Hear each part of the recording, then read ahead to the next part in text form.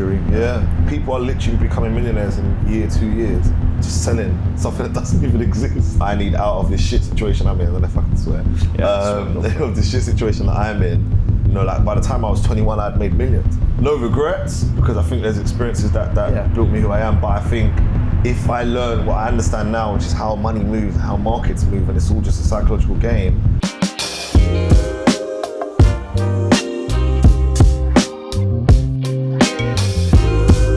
Do you know what? I don't like to do like a really hard start. I think just keep it rolling. So yeah, Trist. So art and wine. Yeah, that was where it started. That's going back to 2012. If somebody had said, how did this guy start his career? I wouldn't have said that one, to be honest. I don't know. How did that come around? The longest story short was, went to uni, did sound engineering. Music. Sound engineering? Okay. Yeah, so like music was like my focus. And just looked at a lot of the lecturers and thought, I want to make more money than you do. And I think I was just very business focused, business. I just always wanted to start a business and build a brand. Before I even thought of sales as a thing, what I did know about was brands and building brands and marketing and branding. Why did you know that? My dad, he built a really well-established brand in the jungle drum and bass world. So he had one of the biggest events in like the early 90s. So I grew up seeing that. Like I'm talking like 4, 5, 6 years old. I grew up seeing design and merchandise and like tape packs and CD packs and flyers and big marketing campaigns and huge venues. And I think I just was like, that's really cool. Like it just seemed cool. Yeah. Soaking it all in. Yeah, it was just like, it was a family-based business, so like my uncles were all involved, and it was like our life, we was known as the family who ran that business. So yeah, I think going from that, knowing brands, music's always been my passion, and I was like DJing when I was younger and stuff. I was putting on events after him. And then a friend of mine, because it is very random, like a friend of mine from school had left school when we all went to uni, and he was like, I'm gonna go and make money. And he went to start selling wine. Originally he started selling land, which effectively is real estate. But we used to, in 2012, it wasn't like real estate or property, it was land. Like you were selling land investments, which is literally off plan now, I realize. I was like, well, what does that entail? Like the idea of property and real estate just seemed so far away from me. And then he pivoted into fine wine. And again, I'm like 19, 20, so I don't even never had a glass of fine wine, let alone sold it. And then just to be honest, like the long story short is seeing him make money and being like, what are you doing? Like, whatever you're doing, I need out of this shit situation I'm in. I don't know if I can swear. Of this shit situation that I'm in, where I've been kicked out at 18 because I dropped out of uni, and it just all started going a bit downhill. And he was just like, I was private school educated. So he was like, you was private school educated, you come from a good home, like you're going the wrong way. Let me give you an opportunity. Got me a job interview where he was working. I did it on the phone. I remember I was on a train, and I was like, I quickly jumped off the overground to just do it there and then, because this was like, in my eyes, $1 million opportunity, because he was telling me about the office, and it was literally, like I was saying before, it was Wolf of Wall Street. It was like Lamborghinis, Bentleys, Ferraris, and I was like, where are you? Like, where is this? So I jumped off the train, done an interview, just like a 5-10 minute one for him to get a feel of me, and he was like, come down to the office tomorrow. Like, it was like a film, and I was like, okay, cool. Don't even think I had a good suit at that time. Next day I've gone down to the office, done an interview, and he just felt my passion. Like I hadn't had any sales experience per se, but like I said, I'd been on radio, I had done events, I'd sold tickets to my own events, so I'd built brands, which as you know, is like transferable skills. 100%. And the main thing he kept saying to me was, you have a really good tonality. And I didn't even know what that was. But I was like, well, I've been on radio if that helps. And he's like, that's probably where it comes from. And he was like, I think you'd be good. Do you want to start? I was like, yeah. He's like, you're gonna have to learn this script and be able to write it out. Firstly, write it out 5 times and learn it word for word. Now, and it's funny because I haven't actually spoke about this I don't think I've ever spoke about this part. Like when I tell the story, I forget this part because it's just come back to me. We had to learn that script word for word, and it was like a 10-page script. Wow. And that was like 10-page? Yeah, it was really heavy script. And that was like the challenge before. You couldn't even think about joining until you learned it. Okay. And I remember my friend at the time, he was like, really like on me, like, honestly, you gotta learn it. Like there's no cutting corners, like you've gotta learn it.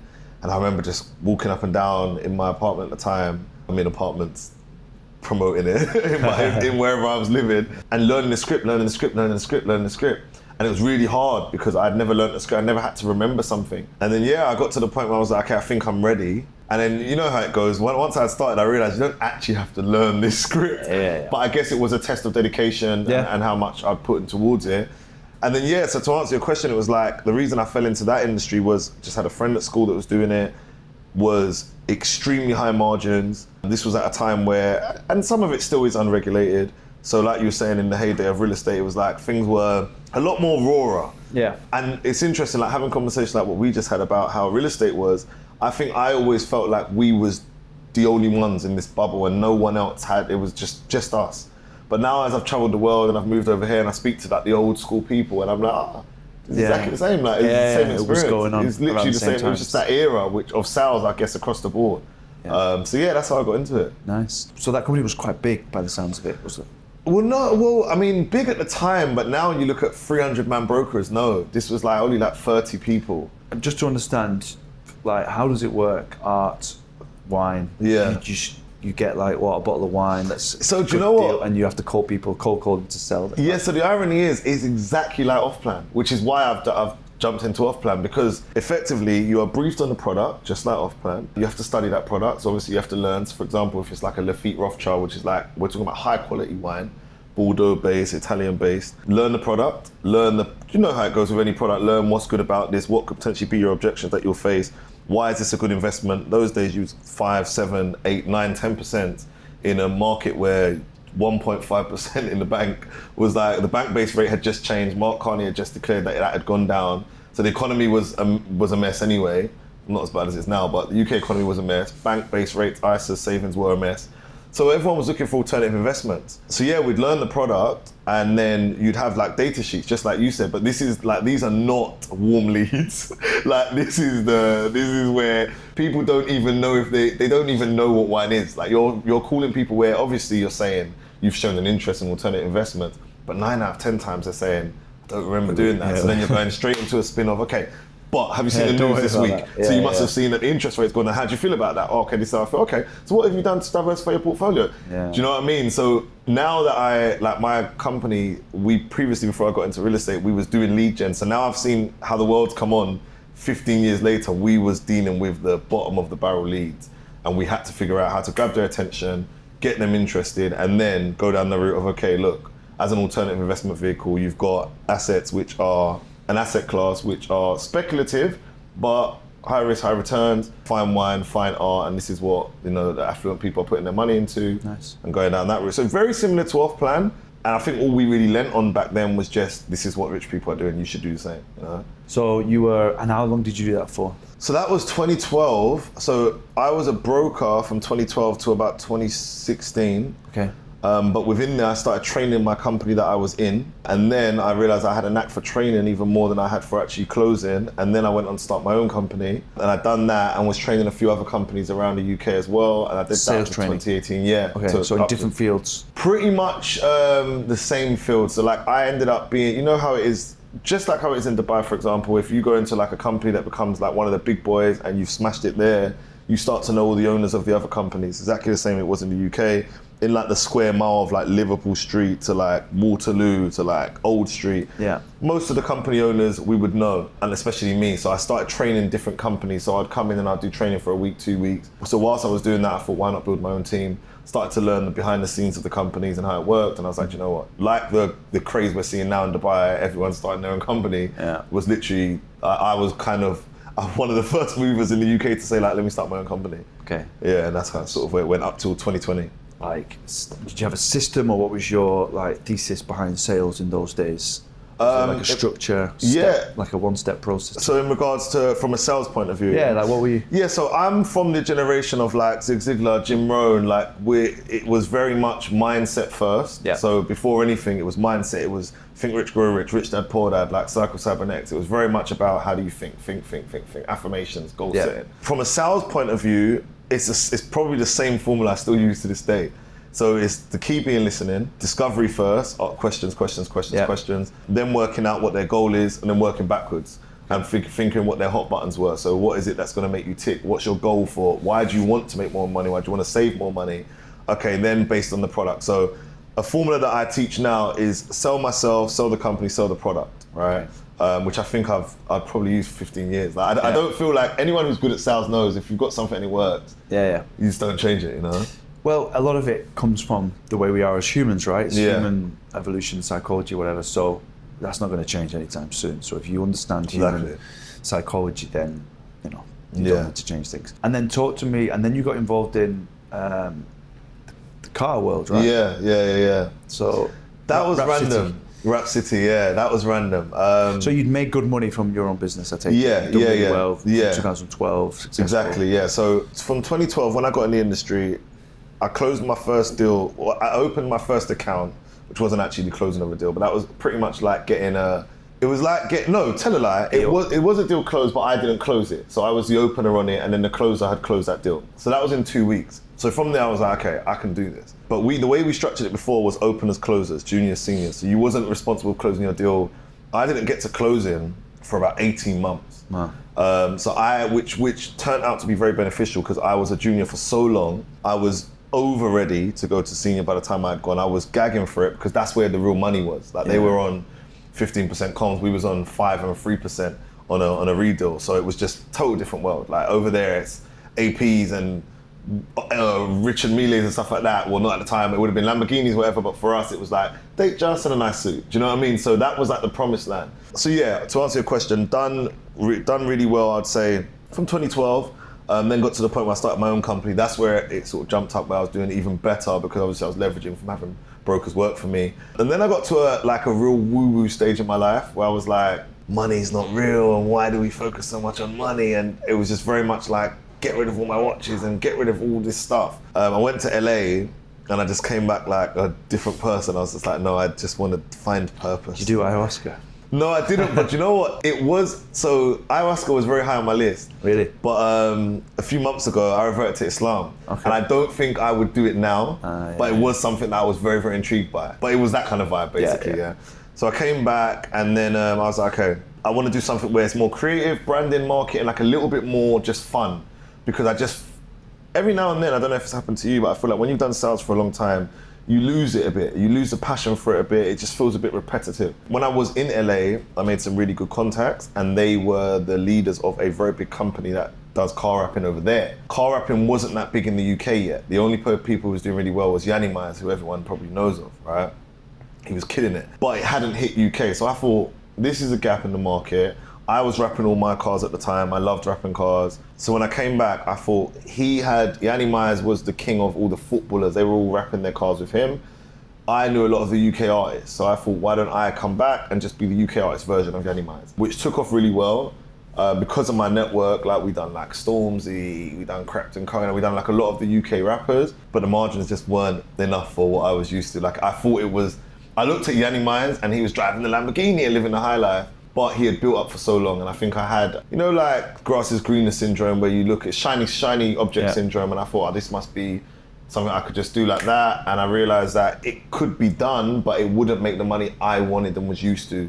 So I went back to sales. Yeah, I ended up going back to sales. So I done Rap City from 2018 till 2020. Then lockdown came, and no one was driving their cars, let alone rapping them. Yeah. So we really struggled. Hit rock bottom through that, and then I was like, okay, what am I gonna do next? And I was like, what do I know how to do? And it was sales. So ended up going back into sales. Luckily, I had friends who were still in the art and the wine industry, gave me a few clients, done really well throughout the lockdown period, and then ended up moving here. Nice. Yeah. That's really interesting. So ended up moving here, seemed like a throwaway comment, but how was that like, how did that come about? So it's a big move, obviously. Yeah, so for me, as I said, branding's always been my passion. So throughout lockdown, I built a small influencer manager agency. So we would basically get influencers under our books and we'd help them to get brand deals. I did a Dubai trip in 2020 and it was sort of pleasure and business. So I wanted to go anyway and get out of UK because obviously lockdown. Yeah. But I also thought, let's bring some of our influencers and try and get clients out here. So I did that and I ended up getting clients out here. One of the clients I got was building a shisha-based brand. He was building an app at the time. So he was basically like, we ended up connecting really well. He was from where I was from in London. We had so much in common and we became really good friends. So when I went back to the UK, he was like, this app I'm building, I'd like you to help me scale it and market it. But I'm also thinking to back it with an actual lounge. Got it. So I was like, okay, sick. And he was like, how would you feel about getting involved? You just do the marketing and the branding and I'll front it. I was like, sweet. 6 weeks later, I moved. Literally, I was like, they was about to close the doors on the UK again. It was the first time in my whole career that I had worked remote because of lockdown. So I realized, oh, hang on, I can do this anywhere.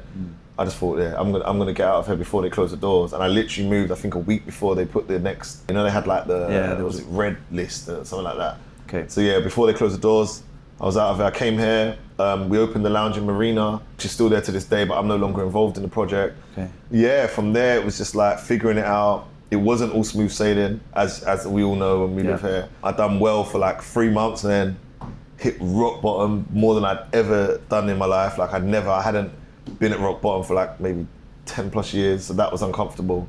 Why was that?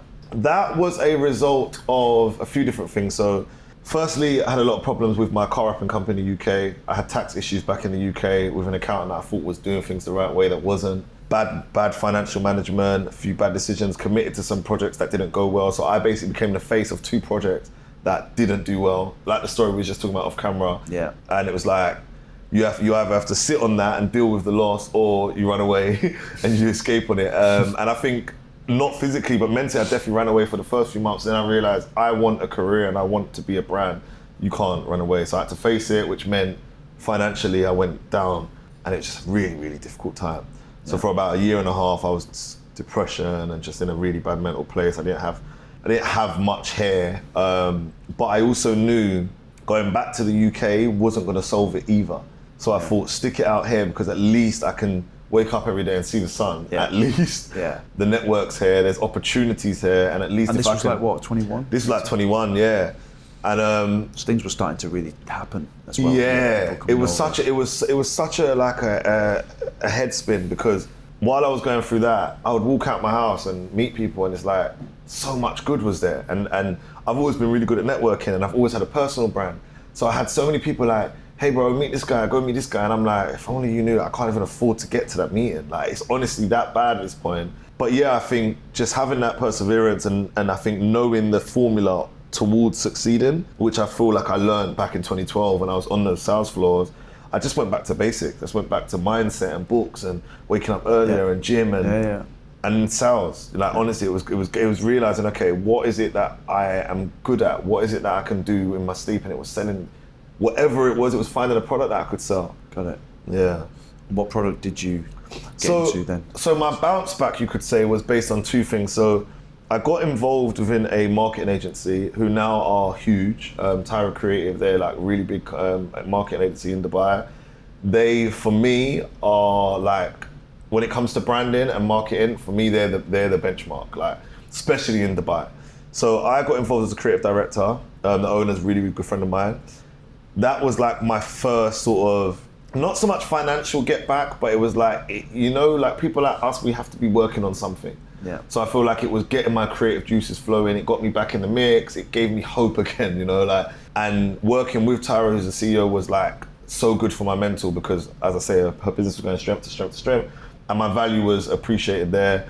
But then the real game changer was getting into building the sales training as an academy. So with my business partner, Cam, we built a company called Niche Group, and we built a sales platform. So it was basically, it started off as a platform and then built into a consultancy agency. So what I realized looking around Dubai was the quality of sales training, mainly in real estate, because that's like, I would say, arguably one of the biggest sales industries in Dubai, was really low. I felt the training was bad. I spoke to a lot of brokers and they was complaining. I noticed that brokers were company hopping like every 3 months. And I looked at the culture of it, like the conversation we've had about like where sales comes from. And I saw a glimpse of it. Like I saw parts where I was like, this seems like what I came from. But then I saw other parts where I'm like, it's lacking that. It hasn't got company culture. It hasn't got good training. It hasn't got, like I said, structure. There's no morning meetings. It's like the things that for me was like, as a 19-year-old, having a morning meeting every day was like sitting down for breakfast every day with your family. Yeah. Like it was such a big thing for me mentally, and you don't realize it at the time, but it really was. It was like motivation every morning, and you set the tone.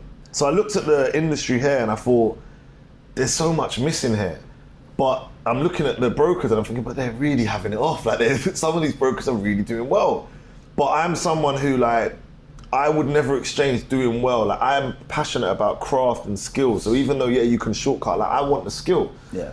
So repeat it. Yeah, so I always had, like I said, networking I was good at. I had contact with a lot of the owners, just from going out and partying, to be honest, like meeting people out and like how we just had that conversation where we're from a certain era, it would be the same with other CEOs. Yeah. And I'd meet CEOs and I'd be like, oh yeah, and it takes one to know one sort of thing. You can tell I'm from that era, I can tell you're from that era.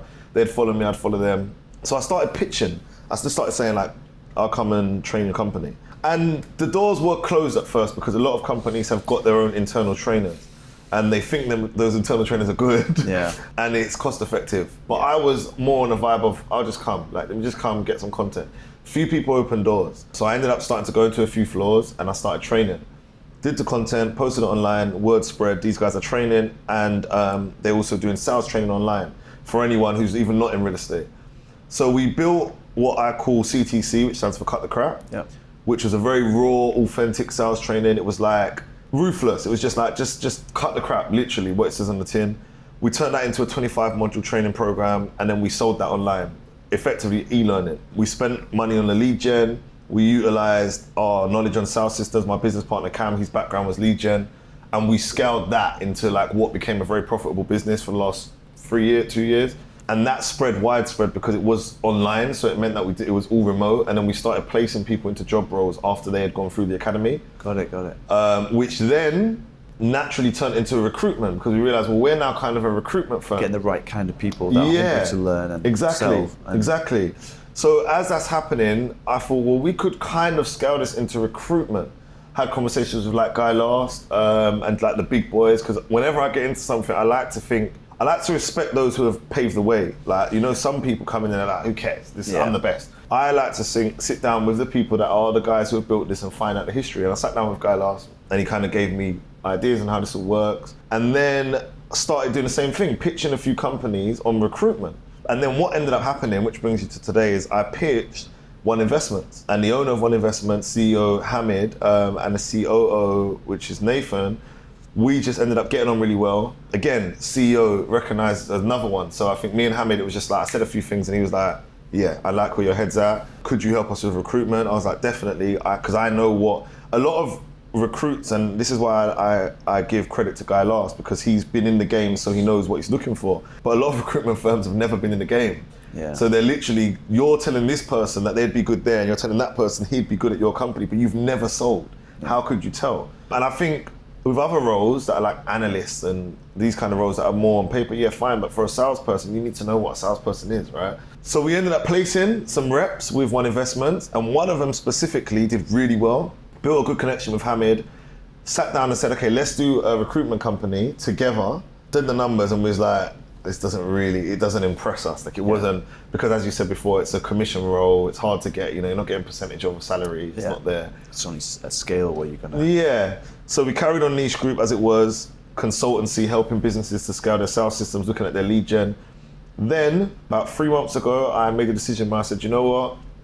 I want in on the real estate game. I had seen it for long enough. I had trained a lot of brokers in a lot of the big companies as well. Like a lot of those brokers that invest, they would either invest in themselves and buy our course, or they would have joined a lot of my live webinars. So a lot of the brokers in Dubai have had interaction with me. So I started to know them, know the CEOs and hear experience. I thought I'm gonna go for it, but I wanna work with someone who's got experience. I wanna work with someone who's got knowledge in the game. I think I've done, in the car wrapping, I jumped head first, no one with experience, and I think I learned from that. So I said, no, I wanna either team up with an investor who's financially I've got support, and then I could get maybe a head of operations who's been in the game, or partner with someone. So I sat down with Hamid. I sat down with a few people. Gino was one of them. That's how me and Gino got close. He sort of, as soon as we met, because we only met recently, but again, CEO, recognized CEO, we came from a similar kind of background. As soon as we met, he was like, you should definitely do this. You'd smash it.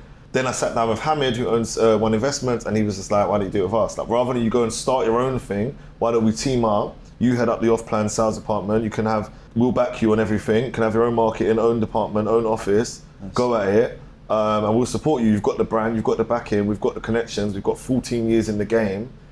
Why not do it? And I was like, no brainer. From there, and that's literally sort of from there all the way to here. Wow. Yeah. Okay. So 3 months pretty much building the team and focusing on deals. So right now I have been, so what we agreed on, which again, I think it's important to highlight this, I didn't want to just dive in head first and just build a team. I've built a team, I've sold, I've done all these things, but I think it's important to learn the game. Even though I've been studying real estate for the last 2 years, I wanted to get skin in the game. I wanted to do deals. I wanted to go through the sales cycle. So I'm effectively right now for the next 2 months going through as a broker, which I think is important. Before I've got a short list of like 30 brokers that probably will hire. We're going to scale drastically as soon as we open those doors, which will be end of November.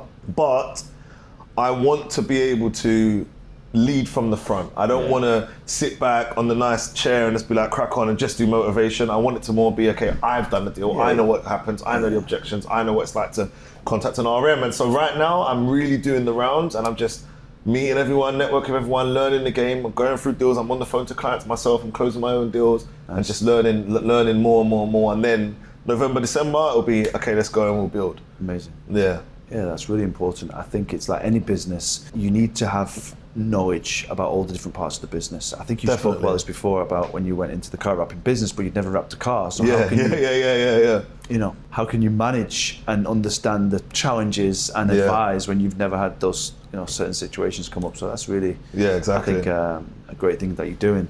And how are you finding the market versus loving it? You're loving it. I'm loving it. I think I always wish that, like that story you just told me, like I always wish I was around in that time. Like for me, I was doing, so the concept of selling off plan, and I say this very humbly, and I don't want to jinx myself, and in 3 months this clip ages worth. But for me, I was selling a much harder sell in a much harder economy with much shitter leads in a much worse environment with no sun, tax, and do you know what I mean? Like a lot of obstacles socially, environment, etc. And I've done very well in that time, consistently as well, and built up a reputation. So I believe that this is something I'm going to do well in, right? Yeah. From a market point of view, I love it for a few reasons. What I've noticed, and you've just confirmed it for me in our conversation, is that a lot of the brokers in this industry now are new generation.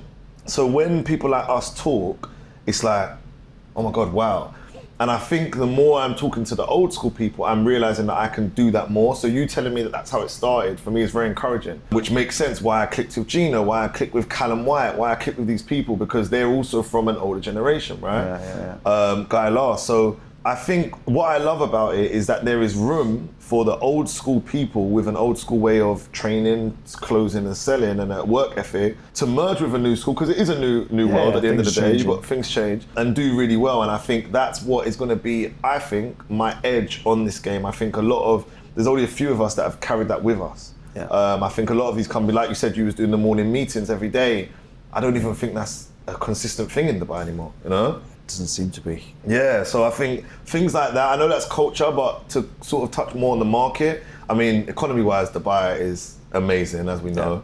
I definitely disagree with the fact it's a bubble that's going to pop anytime soon. I did have that thought about a year ago, but now I've learned a lot more. I don't think it will. I think there's so much room in corners that most aren't looking at. Commercial, Abu Dhabi, Saudi soon. Obviously, you've got your Ras Al Khaimah, you've got your Al Marjan. I think everyone is looking at Dubai, obviously, but I think there's so much room for growth outwards as well. So yeah, I think we're in an age and a time which in 30 years they're going to make films about this. I said this the other day to a friend. I think they will make films about this era because like people are literally becoming millionaires in a year, 2 years based on them just picking up a phone and just selling something that doesn't even exist. Do you know what I mean? So yeah, for me, I'm super excited. Yeah, it's crazy. I think, looking back on those times, and someone said something that everything that you're experiencing now will be nostalgic in a year's time or 2 years' time. Yeah. I mean, look at how you spoke about your era. Yeah. It's like the golden era. Yeah.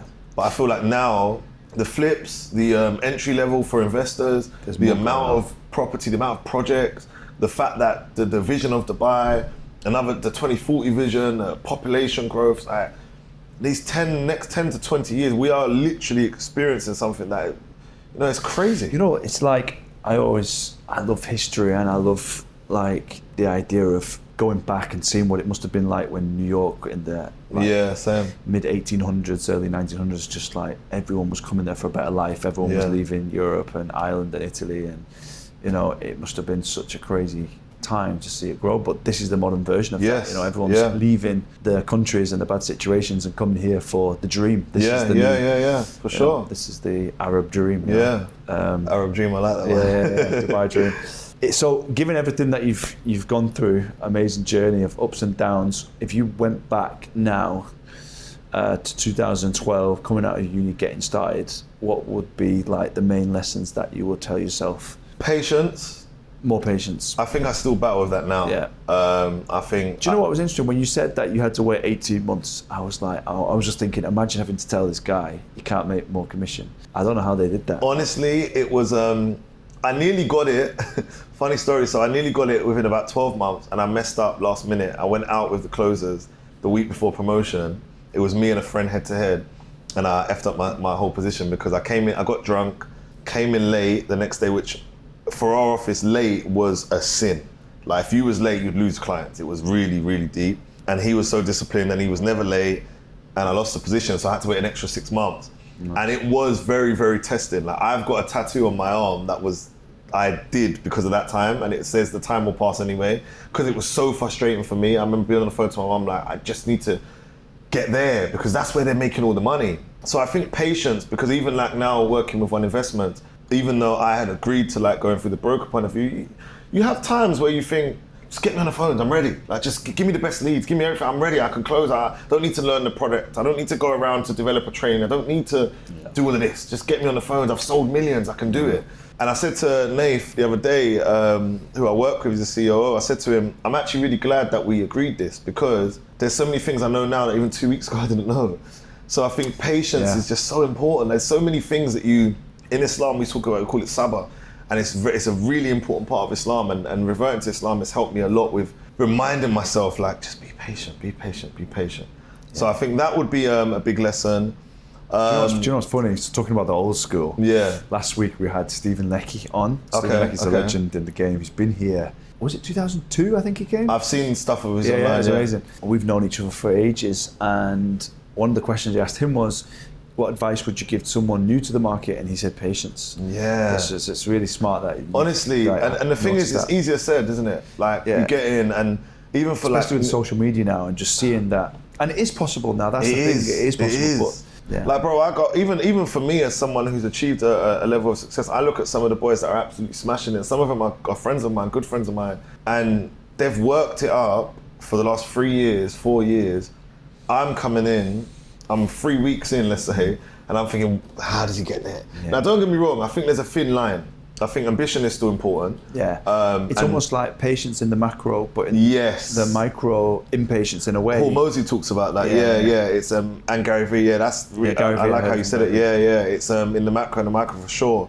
It's knowing when to be patient, when to attack, which I think is the key to succeeding in anything. Yeah. It's not being patient as in, I'll just wait till tomorrow to follow up. It's like crazy, like work ethic and pushing and impatience, but then knowing that even with that, it still can take time for it to work. For sure. And I think being careful to not be entitled. I think nowadays there's so much entitlement towards like I said, I could have walked into this industry and I had a lot of offers from a lot of the big companies that were sort of like, well, we know you've got a following so you can build a team, we know you've sold. It's a no-brainer for many companies, and that's not me saying that from a cocky point of view, it's business, right? So I could have walked in and said, but I didn't. I humbled myself and said, you know what, let's go back to basics. So I think removing your ego is another one. From a financial standpoint, I think what I would have advised, I don't live with regrets, but is learning money and how money works as a game more than I did. Like I was out of a rough area. I mean, I didn't have the worst upbringing, but I didn't know about money. No one taught me about money. So I'm, like by the time I was 21, I'd made millions.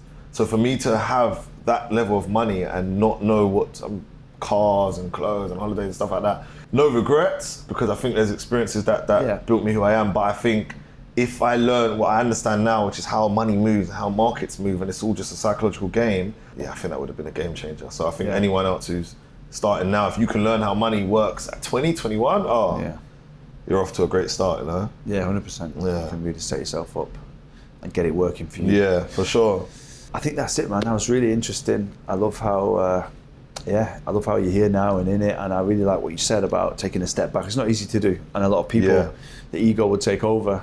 It's like you were saying with the thing before about thinking if you had made the right decision. Yeah. Like I related to that a lot because there was moments, if I'm really being honest, just a few weeks ago, where I was like, have I made the right decision? Yeah. Should I have built my own brand? Yeah. Should I have went there?